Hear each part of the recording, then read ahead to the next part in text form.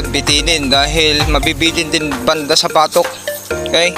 30% yun, yung nawawala sa inyo. Nakasagad. Okay? Dahil may sapat tayong tubig. Nung tinanggalan natin ng tubig ito, hindi na tayo nagpapasok. Aabot na dun sa batok yung sustansya. Ibig sabihin yung pinaka majority dyan nung tinanggalan na natin, green pa, nasa soft dough na at milking yung batok. Doon kayo nabibitin yung mga nag-hybrid. Kaya nanghihinayang ako sa mga hybrid nyo, transplant, daming gastos. Tapos ang ganda ng sowi ng palay ninyo, nakuha nyo, planting distance ganito kakapal yung transplant nyo.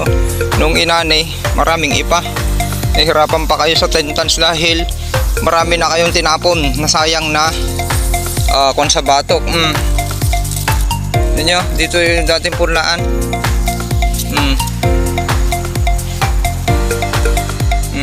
Kita nyo?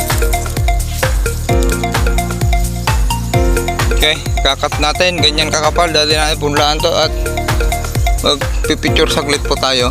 Ito. Tapos dun yung nakahiwalay. Pupunta tayo doon, medyo mas green pa dun ata. Para matansya natin kung aabot. May decide na natin kung kailan tayo magpapaani. Isasagad natin para walang rason yung bibili dahil nagmura na naman. Medyo may pagkaloko itong mga traders po at buyer. Sharing is morning mga ka-farmers, kamanalong, kamagsasaka.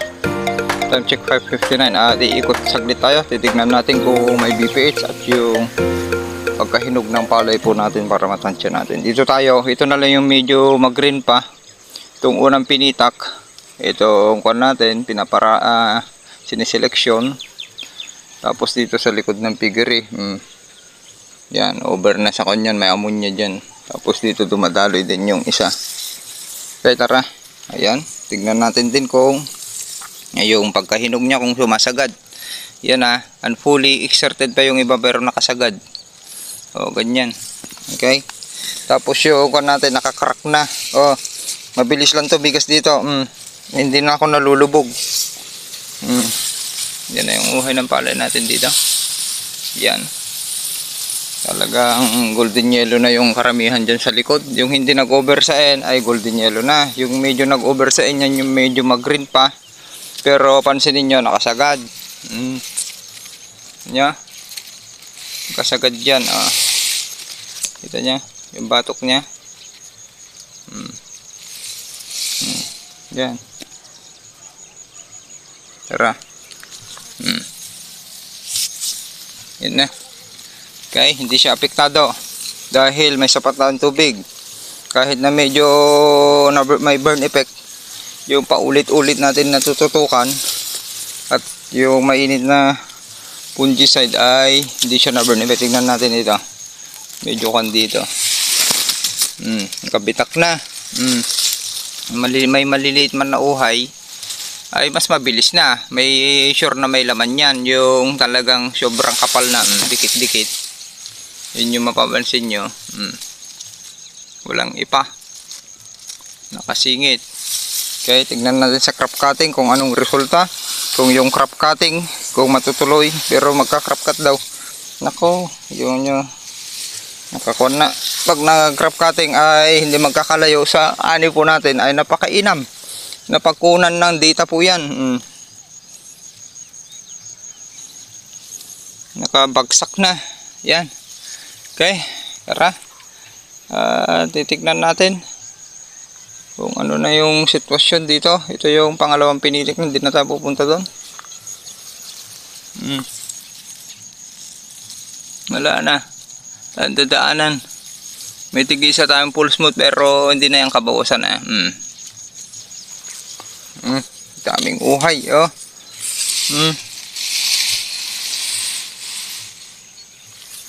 Tara. Yung medyo ganun na, talagang hinog na yun yung mga sakto lang yung mga ganon, yung sakto lang yung N. Kaya yung medyo malataas ang plug shift ay medyo nag-over na tayo dyan sa N, yung green pa. Pero ang maganda, heavy ngayon yan, malilintog. Mas malalaki yan, ang nangyari dyan, mas malilintog. Ninyo? Marami tayong aanihin pa rin dito. Ito yung pinagapas natin noon na hindi na kon. Pero malambot pa rin, no. Pag nababara yan yung mga tumagilid, malambot. Okay? Pipicture saglit tayo dito. Bago tayo mag-move down. Sharing is caring. Tara. Cut. Ang sample natin dahil sa kakulangan sa tubig, hindi makapag-transport ng sustansya. At yan yung sample natin ay na stem borer. Ulitin natin. At dirty funicle. Yan yung cause din ng kakulangan sa tubig. Nag-dirty funicle na, nagkasakit na, na-burn effect na. Ayan. Kaya, at hindi na rin lumaki. Bansot, dwarfism. Okay, 2 dangkal lang. 1, 2. Yan na. Kaya napaka-importante yan tubig para lahat ng binibitaw nyong sustansya mula sa lupa at na reserve na sustansya ay makain ng masipsip ng ugat ng palay ay mai-transport dyan sa plug leaf sheaf at dun sa uhay para maging healthy. Ngayon dahil sa kakulangan sa tubig nag-dwarfism na at yan ang resulta. Kaya ay napakagandang sample, isang puno nga yan pero napakagandang sample po yan sa inyo na kailangan po natin ng tubig. Lalo ngayon ay may crisis tayo sa fuel. Kailangan magpasya kayo ng mabuti kung ano yung tatanim nyo, hybrid ba or inbred. Kung kaya nyo bang mag-hybrid, gumastos ng fuel at kung tawag doon, kung kaya nyong hindi malugi kasi pamahal ang inputs, kung may paraan kayo, may budget pa, maglaan kayo sa solar. Okay? Napaka-importante yan. Sa mga irrigated ay wala namang problema guys sa atin dahil ang daming tubig. Okay? O, yan yung sample. Sharing is caring. Cut po. Tara doon sa dulo. Tayo sa mayroon tayong dating kanal dyan. Nung palagi tayong nagde-direct seeding. Malapit dito sa pinakamababa. Yan yung pinakamababa. Pagitna. Papunta doon tapos galing doon. Mababa. Pero pansinin nyo ayan yung medyo nakatagilid siya. Dahil mahangin nga, matibay pa rin. Pero pansinin nyo yung mga uhay dyan. Nakasagad. Okay? Kaya ipag-pray na lang natin na sana ay maabot natin yung inaasam nating 10 metric tons para naman ay maganda yung may tubig pa dito sa baba. Kita nyo? Sakto lang. Kasi doon banda ay medyo matigas na nakakrack na dito, hindi pa. May tubig pa sa bandang 10 to 15 cm. Ayan. Pero tignan nyo ayan na lang ay sample natin, may tubig pa. Tignan nyo, kung may tubig pa, walang bitin, talagang nakasagad. Cleaner green. Kita nyo? Mayroon mang nakakon dyan, pa isa-isa na lang, 2, ganun. Konti lang yung magiging ipa dyan. Kaya napaka-importante po yung tubig. Huwag nyo tanggalan. Pag nag-hybrid kayo, huwag nyo tanggalan agad dahil mas malaro ang hybrid. At dahil mas mahaba dun sa batok, kimpiror. Greens, dun sa batok. Yun po yun. Kaya kapag nag-hybrid kayo, kailangan, lalo kung deep well, marami kayong pangkrudo. Kung solar naman, walang problema. Unlimited. Huwag nyong tanggalin kaagad, bitinin. Dahil mabibitin din banda sa batok. Okay? 30% yun. Yung nawawala sa inyo. Nakasagad. Okay? Dahil may sapat tayong tubig. Nung tinanggalan natin ng tubig ito, di na tayo nagpapasok. Abot na dun sa batok. Yung sustansya. Ibig sabihin yung pinaka-majority dyan nung tinanggalan na natin, green pa, nasa soft dough na. At milking yung batok. Doon kayo nabibitin, yung mga nag-hybrid. Kaya nanghihinayang ako sa mga hybrid nyo, transplant. Daming gastos. Tapos, ang ganda ng sowi ng palay ninyo, nakuha nyo. Planting distance, ganito kakapal, yung transplant nyo. Nung inani, maraming ipa. Nahirapan pa kayo sa 10 tons dahil marami na kayong tinapon, nasayang na kung sa batok. Ninyo, dito yung dating punlaan.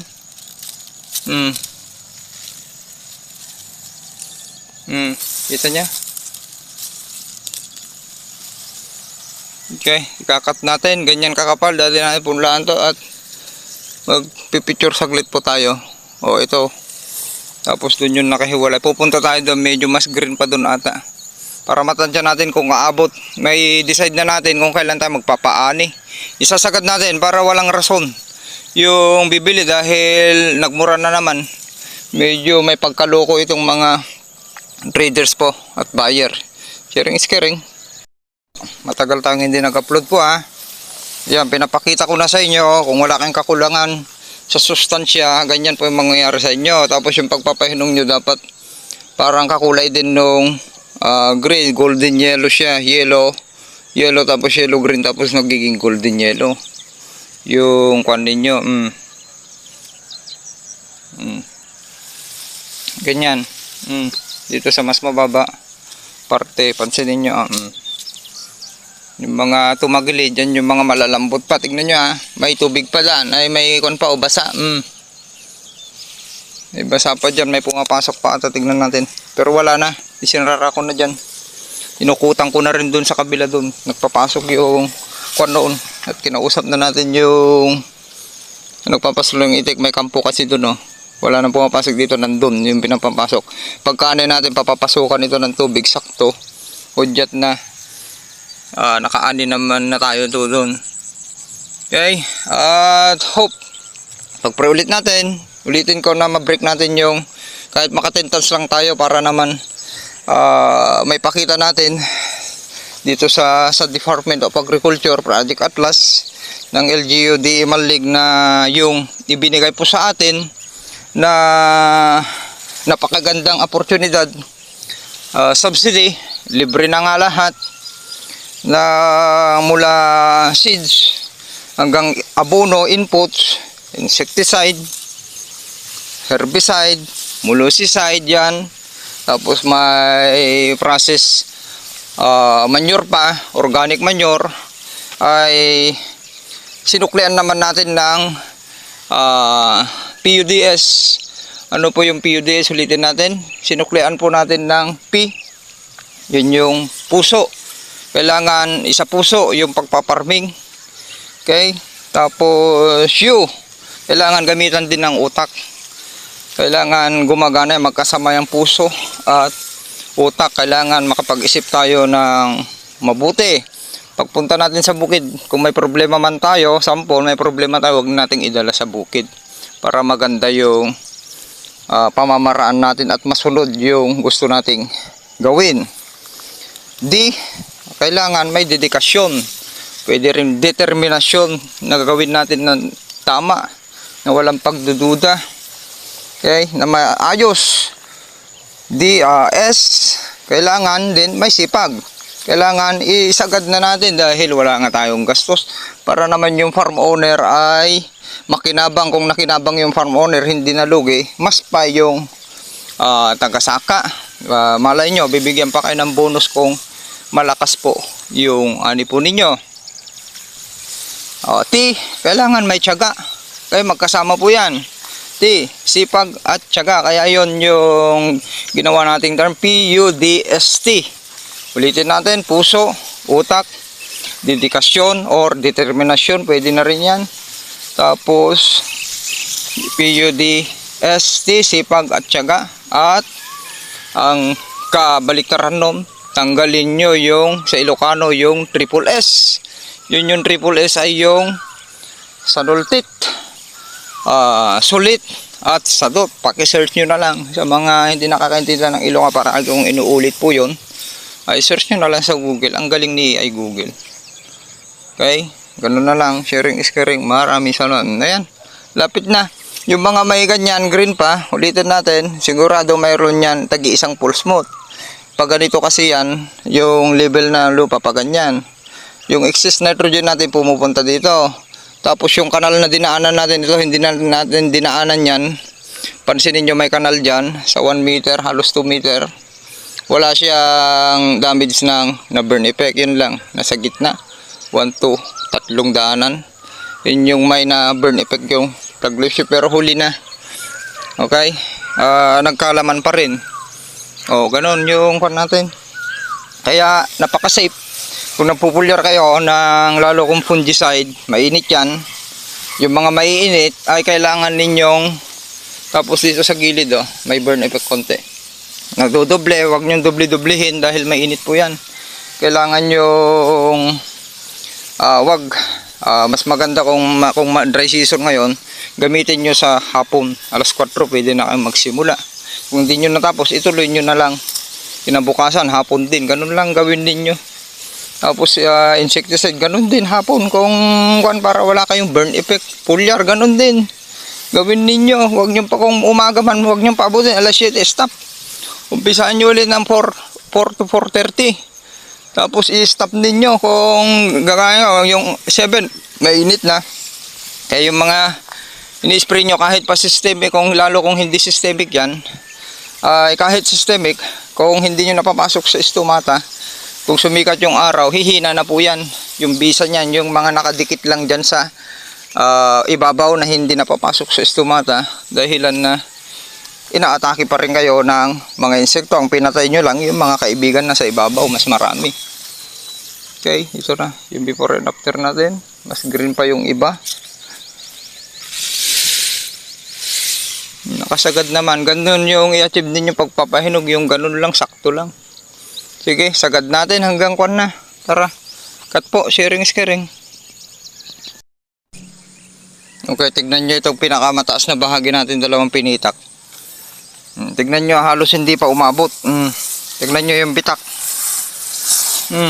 Nakabitak-bitak na yan.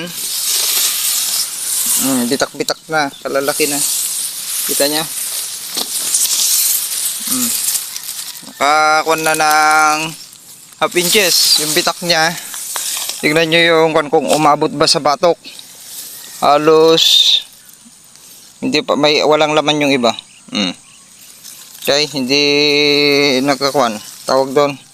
Hindi nagkalaman pa yung iba or malalagyan pa yung iba. Nabubuo pa. Dito naman yung mas maiksi. May laman naman. Dito sa gilid medyo mas mahaba. Ay may nakasingit konti. Pero konti lang. Oh, ganun na i-achieve ninyo. Tignan nyo, antigas na. Nyo. Kaya tignan nyo, lalo kung uplan kayo, hindi na malulubog yung harvester dyan. Ilang araw pa lang tayo nakapagpatuloy, wala 5 days, wala pa, 5 days. Wala pang 5 days, pero tignan nyo, dry season ngayon. Kaya tignan nyo mabuti, yun, doon kayo nagkakamali, ulitin ko. Lahat dito, nagkakamali doon sa finishing, reproductive, green filling stage. Yun na lang, isang stages ng palay, doon sila nagkakamali dahil sa kakulangan sa tubig. Hindi alam yung timing, araw, kailan yung milking stage. So harvesting ay 30 days pa yon. Kaya paano, nagtatanggal na sila, wala pang milking stage, kayuyuko, nandito pa lang yung milking nya, 1/4, nagtanggal na sila, abot pa yun 50 days. Okay, 45 to 50 days pa, wala nang masipsip yung tubig ninyo sa 10 days, sagad na yon talaga na dry, less 50 days. So 40 days na walang masipsip or 30 days na lang. Ilis na natin yung harvesting nyo na 10 days. Kung upland 7 days lang, yun yung walang masipsip yung palay po ninyo sa loob ng 30 days. O saan kukunin? Kaya ang nangyari, yung batok ng palay ninyo, yung ganyan ay payatot. At hindi na nagkalaman hindi na umabot yung sustansya dun sa van para i-transport. Gagamitin yung tubig para i-transport. Ulitin natin, mula sa ilalim, yung sustansyang binitaw ninyo at natira ay hindi na umabot dun sa batok dahil walang tubig. Ganun katagal yun. Kaya huwag kayong magtanggal yung kayuyuko. 40 days pa yun to 50 days bago harvest. Milking, ulitin natin. Nandiyan si Kuya Carlito, bata ni manager. Siya magsasalita, si manager sa Harvest Festival na ilistang isa. Yun yung sa kanya. Kaya ang mangyayari doon, ulitin natin, yung 30 days na yon, 20 days na walang tubig, milking stage 30 days. 1/4 pa lang tanggal ng tubig. Ibig sabihin 30 days dapat na kuwan pa yung bago harvest. Wala nang masipsip. Kaya 30% yung nawala sa palay ninyo. Yun yung kuwan. Yun yung na-observe ko dito. Yun yung nawawalang ani dito. Ang gaganda. Kung garaw, lima ka. Badi na peggatan ka raon.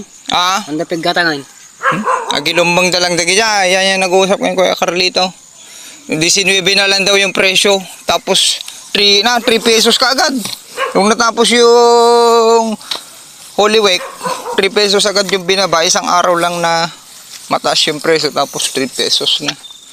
Tara. At bareng maka-break ta record ta. Koy, kakat na po natin. Doon tayo mamaya sa nakahiwalay, titignan ko. Koy, nandito na tayo malapit sa nakahiwalay. Ayun oh. Ayun oh, medyo heavy greens na tayo dito. Tanyo yung mga greens natin oh, nakasagad. Ay, thank you Lord. Papasalamat po tayo, thanks God. Amen. Nakakunyan, malambot dyan banda. Pero hindi siya talaga dadapa. Okay, yung hangin na ganon. Kasi yan, matigas yung mga sasalo. At maganda dyan yung makikita. Yung mga ka-quality yung uhay.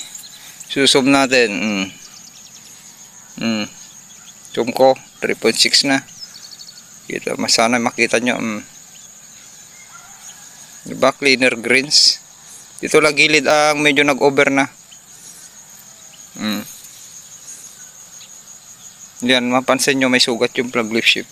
Kung may sugat yung plug leaf shift, magkakaroon yan ng bibitak. Lilintog masyado yung bibitak yung butil. Dahilan ng magtubuan ng badamag, may silya, mababasa. Mau-open, mababasa. Kaya magkaka-pulse mat. Ito, ang katabi natin, sayang, ang ganda. Pero malakas ito, nakasagad din hanggang batok. Hindi nagkulang sa tubig. RC222 at NK at saka SL28H. Ito yung nakahiwalay. Pansin niyo may tubig pa yung bagsakan. Ibig sabihin may tubig pa dito. Malambot pa dito. Nakakatumba na itong dating punlaan natin. Malambot dito. Tignan nyo, hindi nabitin sa tubig. Ang daming greens. May tigi-isang nakapumutok. Hindi na tayo pupunta dun sa dulo. Wala yung BPH. Hindi tayo gumamit ng systemic sa early stage. Okay, cut po.